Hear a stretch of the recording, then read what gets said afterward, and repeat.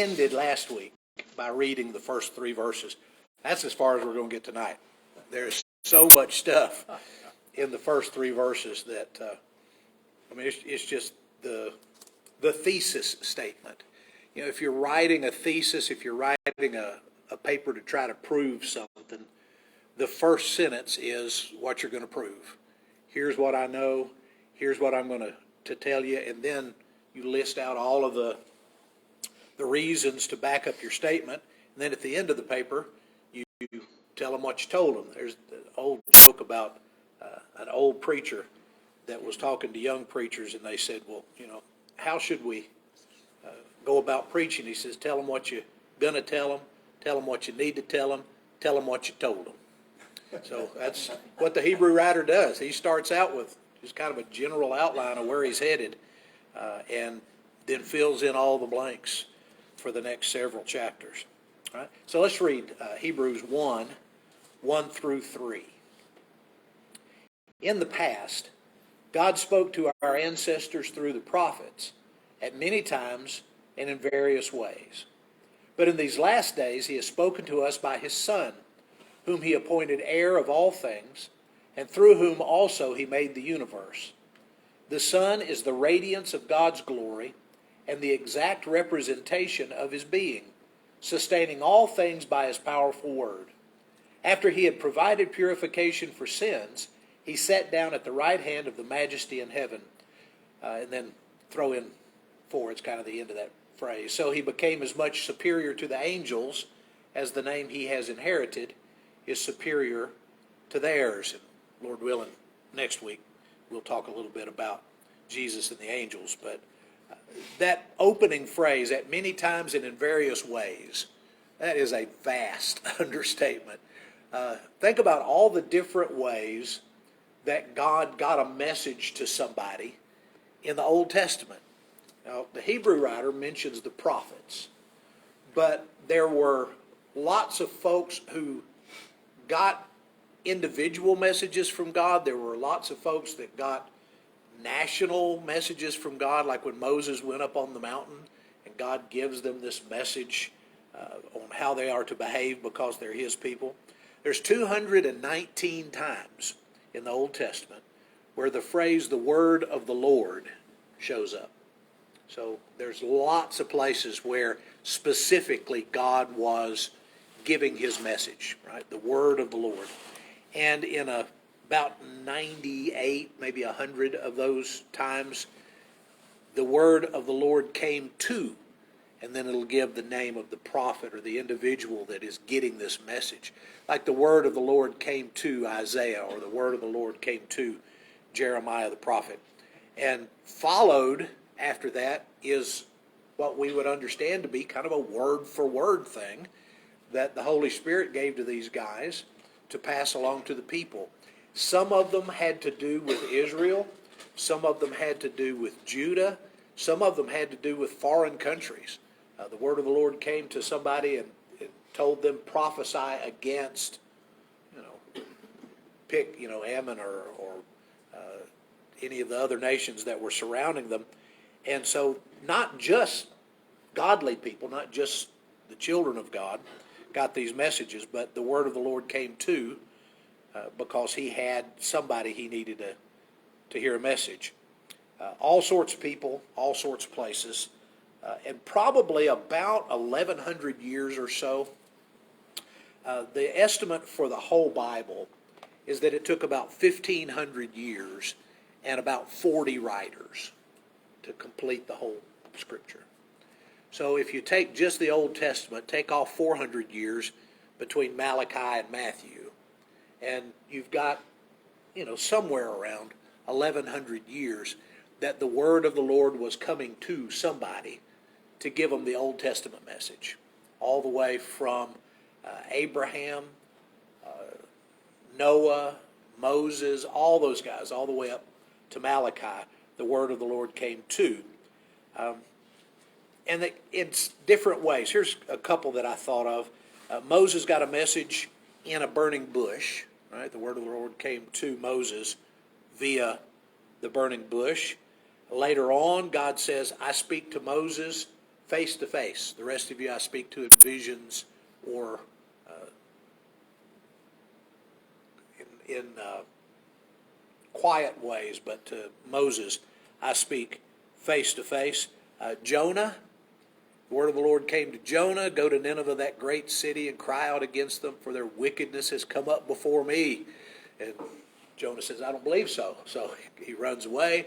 The ship, the big fish spits him out, and God says, Jonah, go to Nineveh, that great city, and cry out against them, for their wickedness has come up before me. So I don't think God spoke to Jonah in the fish, but Jonah was sure doing a lot of talking to God while he was in there. Joseph, while he was in Egypt, had the word of the Lord come to him. Daniel, while he was in Babylon, and then later while he was in Persia, the word of the Lord came to him. So the majority of what Jewish people knew about God and what God wanted, who God was, what his personality was, came through this avenue. The word of the Lord came to somebody, and that somebody passed along the message from God to the people. So in the first century, a lot of these guys who are Jewish by birth or who were proselyte Jews and then became Christians, they're still learning about God from the Old Testament, and now they're having to add Messiah into that. What can we learn from Messiah that we didn't know from the Old Testament? And the problem that the Hebrew writer sees is that some of them are putting more emphasis on the Old Testament writers and not enough emphasis on Jesus. So you get back to that idea that what the Bible gave in the Old Testament is good, but Jesus is better. One kind of trivial thing, I don't guess it's trivial, but it's an interesting thought. The Bible never claims that the word of the Lord came to Jesus. That one's not in there. In the Gospels, for him to just follow in the footsteps of Isaiah and Jeremiah and Ezekiel and those guys, you would need that phrase, right? The word of the Lord came to Jesus. Why don't the New Testament writers ever say that the word of the Lord came to Jesus? Because he is the word. It's exactly right. You can't categorize him with people who had the message given to them and then they passed it along. Jesus is the Word incarnate. He is God become human flesh. So you don't have God giving it to somebody to give it to somebody else. You have God in the flesh passing it along. And you would add to that he's described as the one to whom God gave the Spirit without measure. So Jesus was completely God in the flesh, completely had access through the Holy Spirit. Everything he needed to give a perfect message was there. So the Old Testament prophets were good, but Jesus is better. And then to kind of start his point, he gives 7 descriptions of who Jesus is. He doesn't just say, in these last days he has spoken to us by Jesus. He gives a long list of things that Jesus is. He starts out with, he is his Son, whom he appointed heir of all things. Now, to the Jewish mind, the oldest child, the oldest male child, inherited everything. So just by virtue of his birth, being the oldest and only child of his kind, we'll say, to have been born to the Father, he's the King of Kings. He's inheriting the throne. Everything belongs to him because he is the heir of all things. He's God's Son, and God has appointed him heir of all things. Now, the phrase doesn't show up here, but the phrase in John 3:16, that God so loved the world that he gave his only begotten, the Greek there is monogenes, one of a kind.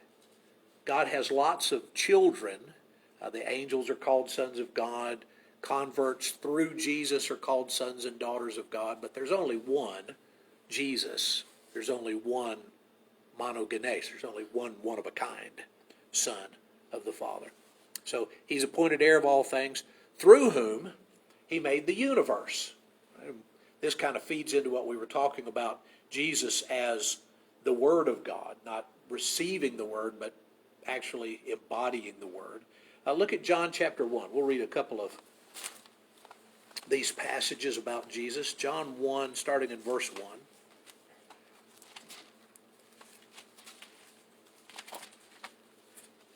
I don't remember when, probably in high school, had a teacher that really liked for us to memorize things.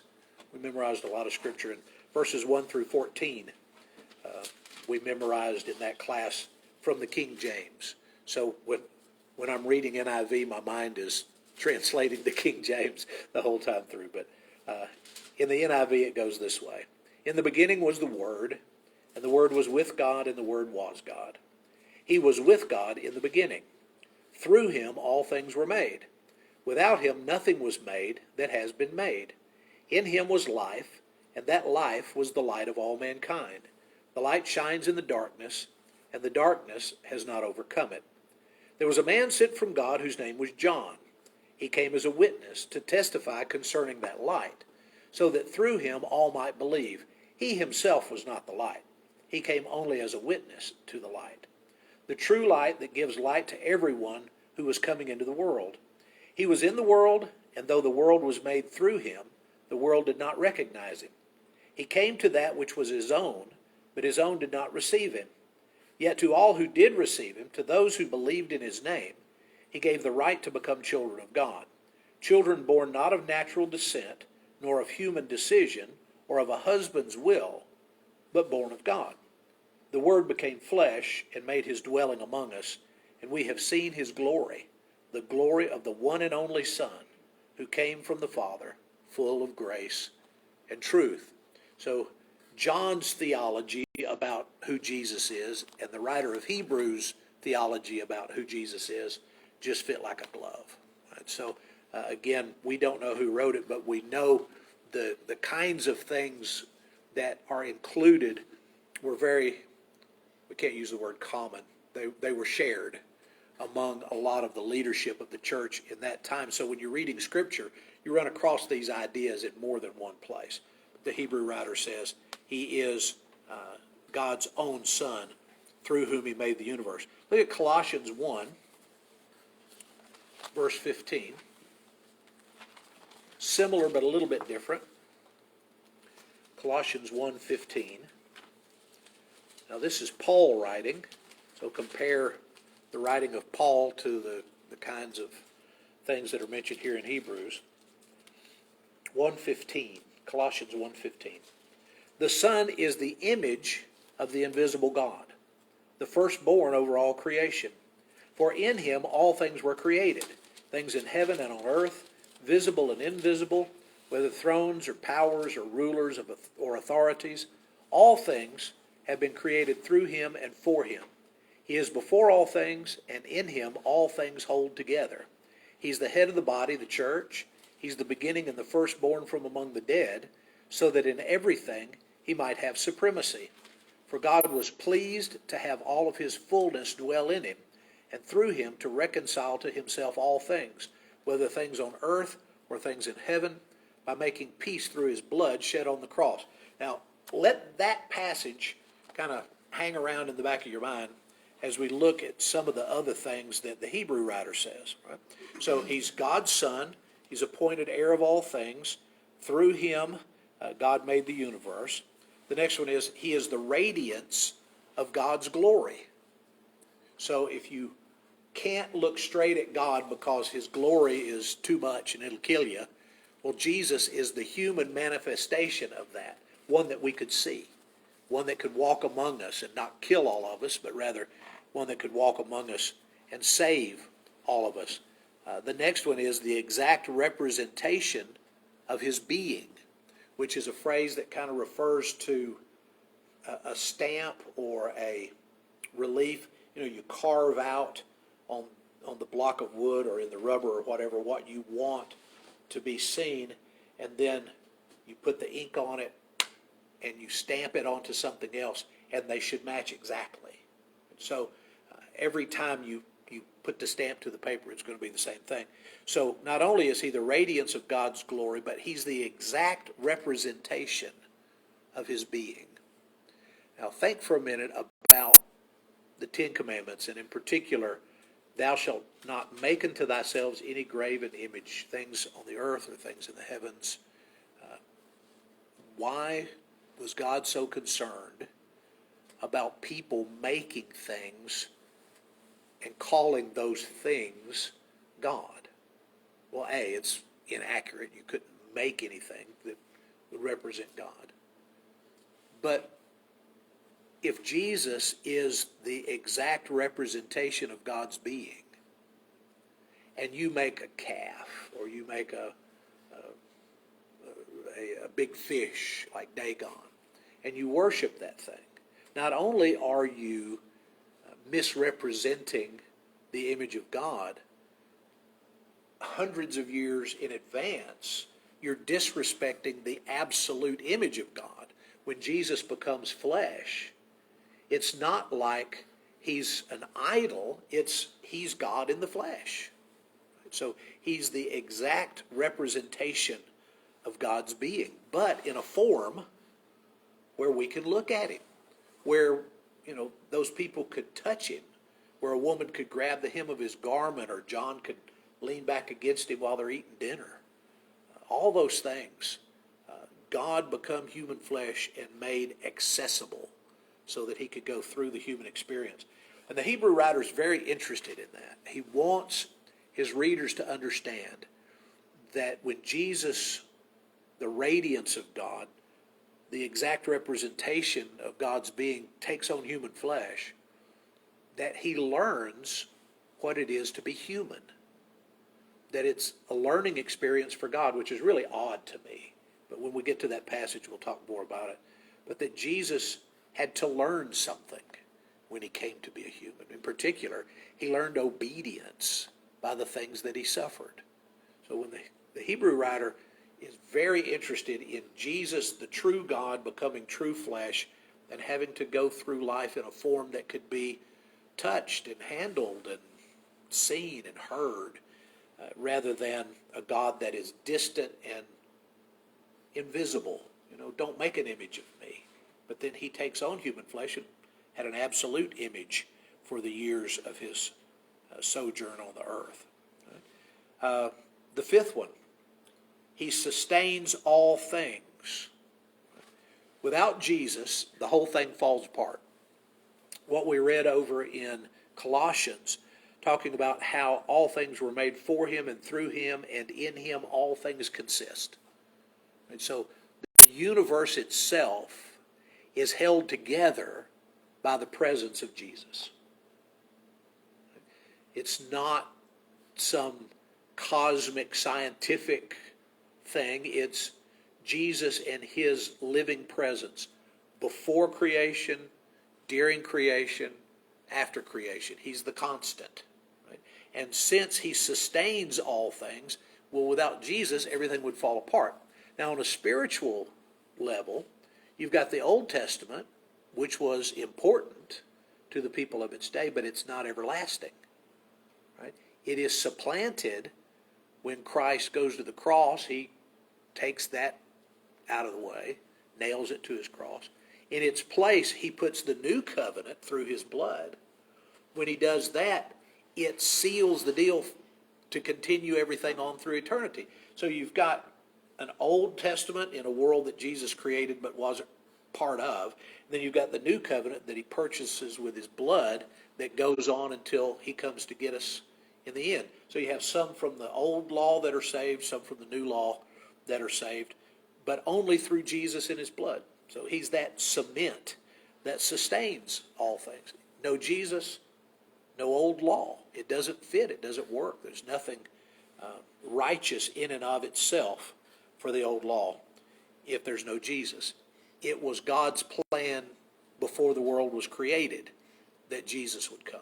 If Jesus never comes, the plan falls apart and salvation issues follow. He provided purification for sins. That's the one probably we're most familiar with. And this is the thing that the Hebrew writer wants to flesh out. He wants to compare the old law where it came from, what it contained as far as forgiveness and salvation was concerned, and how it is incomplete when compared to Jesus. Jesus provides purification for sins, and it's a point action, ongoing thing. He only has to die one time. You don't have to keep sacrificing bulls and goats over and over and over and over again. You had when you're in your lifetime, it seems like everything happens in our life until you start looking at history and you think, well, man alive, it's been 2,000 years since Jesus was on the planet.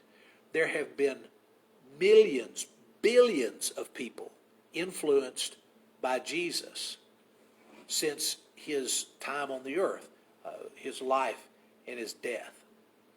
And everything changed when Jesus came. So once he has provided purification for sins, he's saying that there was an old way of seeking forgiveness, and now there's the fulfilled way through Jesus of seeking forgiveness in his blood. And again, over and over, you'll see that played out. He's going to compare him to Moses and Aaron and the temple and the priests, and just nobody's going to have the answer except Jesus and his blood. And once he had provided purification for sins, the seventh thing, he sat down at the right hand of God. Now this shows up at least 3 more times in the text, and we may find more as we go through. But look at chapter 8, verse 1. Hebrews 8, verse 1. So you've gone through 7 chapters, and as he begins the 8th chapter, what we call the 8th chapter, and again, he's making an argumentative speech. He's making his points all along the way. So here he's going to bring a big bow and tie up some of the things that he said. Chapter 8, verse 1, the main point of what has been said is this: we have such a high priest who has taken his seat at the right hand of the throne of the majesty in heaven, a minister of the sanctuary and of the true tabernacle that the Lord and not man set up. So again, we've got that he has done his high priestly work, and we'll read more about it when we get there, who has taken his seat at the right hand of the throne of the majesty in heaven. So he's worthy of being at the right hand because of the sacrifice that he made. Once he bought our forgiveness, then he goes and sits down. Once he's provided purification for sins, he goes and sits down. Once he's done his high priestly work, he goes and he sits down. Chapter 10, verse 12 is another one. And here, interestingly enough, he's referred to as a man. He's referred to as a priest. He's referred to by the Hebrew writer as an apostle. Here he's referred to as this man. Chapter 10, verse 12. But this man, after he had offered one sacrifice for sins forever, sat down on the right hand of God, from henceforth expecting till his enemies be made his footstool. For by one offering he hath perfected forever those that are being sanctified.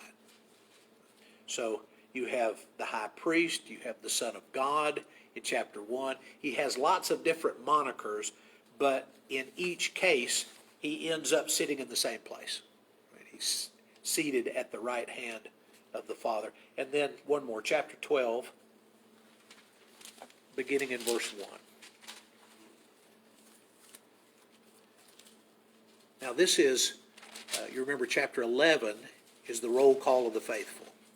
So he's listed out all of these tremendous heroes from the Old Testament. In chapter 12, he starts by saying, therefore, in other words, looking back on all of these great heroes, since we are surrounded by such a great cloud of witnesses, let us throw off everything that hinders and the sin that so easily entangles.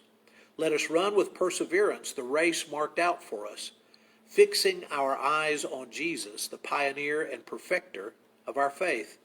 For the joy set before him, he endured the cross, scorning its shame, and sat down at the right hand of the throne of God. Consider him who endured such opposition from sinners, so that you don't grow weary and lose heart. So again, his major thesis is Jesus is better, and you don't need to go back and cling to the old law. You need to let go of that and cling to Messiah. And again, over and over, Jesus is seen as the one who is seated at the right hand of the Father. What does that mean, to be seated at the right hand? Next in line. Right there. Okay, next in line. He is the right-hand man, sometimes we say. James and John, sons of Zebedee, they had that picture because they asked Jesus. In fact, they had their mother come ask Jesus if, when he came into his kingdom, if one of them could sit on his left and one of them sit on his right. Now, they wanted to be above and beyond everybody else. The question is, which one did James and John think needed to sit on the right? Because the right, sitting on the right was a big deal. Sitting on the left was less.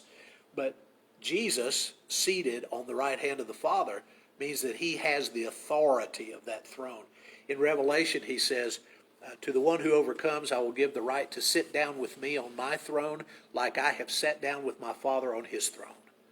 That's just amazing that he would offer that kind of triumph, that kind of authority and power and honor to human beings. But he was a human being, right? This man, once he had done all of these things, he went and sat down at the right hand of the Father. So fully God, but fully human as well. Quick trivia question, and then we'll end for tonight. At what point do we see Jesus standing at the right hand of the Father?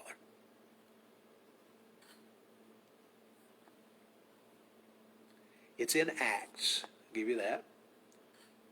When Stephen is stoned, they are throwing the rocks at him, and he's, getting beat up pretty good. And he says, "Behold, I see the heavens opened and the Son of Man standing at the right hand of God." And that really made him mad. So he died having seen an image, or having had the heavens open so that he could see Jesus standing at the right hand of the Father. So the Hebrew writer keeps saying, he's seated at the right hand, he's seated at the right hand, he's seated at the right hand. But at least in that moment, perhaps to honor Stephen, perhaps as a show of support, we don't know. But Stephen looked up and he saw Jesus standing at the right hand of the Father. Again, same position, same reason for being there. He had an authoritative place at the right hand of the Heavenly Father. So, lots of, and that's just the first three verses. Yeah, that's, the Hebrew writer has a huge love for Jesus, and the way he describes him all the way through the letter is just amazing. I think we get used to just using certain words to describe Jesus, right? We'll say, well, Jesus is Lord, Jesus is our Savior, but the Hebrew writer just keeps pouring on all of these different pictures for us to look at, to kind of renew our understanding of who Jesus really is and all the things that he has accomplished. Any questions on that little bit? No? Andrea? I'll text you later.